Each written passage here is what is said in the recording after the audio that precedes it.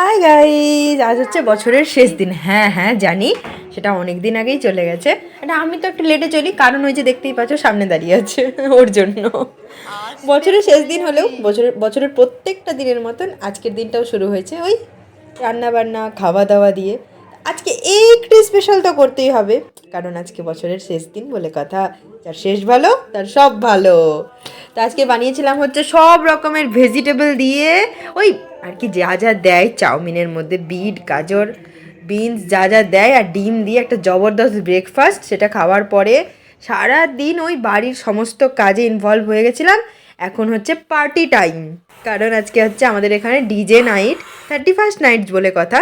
তো এখন আমি রেডি হয়ে সবাইকে পাঠিয়ে দিয়েছি, আর আমি একটু বেশ কেদ মেরে রেডি হয়ে এখন নিচে যাচ্ছি। তো চলো নিচে সবাই কী করছে দেখি।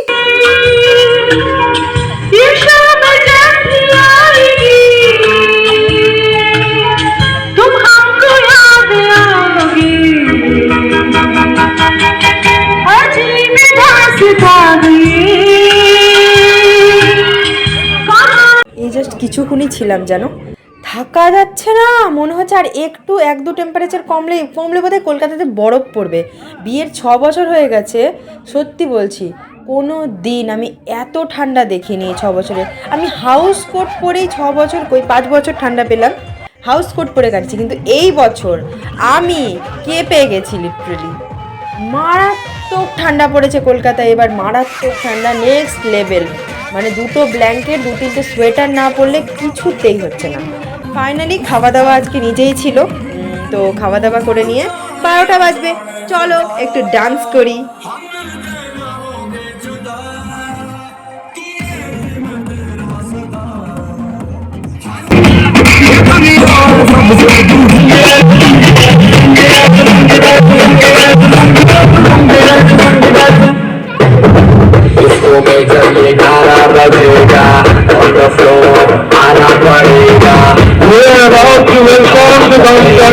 আজকে না মন প্রাণ ভরে অনেক দিন পর জমিয়ে নেচেছি সবাই মিলে, একদম জাস্ট মানে ফাটিয়ে দিয়েছি। আর ঠান্ডাও লাগছিল না, তো নাচলে ভীষণ গরম লাগছিল, সবাই নাচছিল, বাচ্চাগুলোও নাচছিল।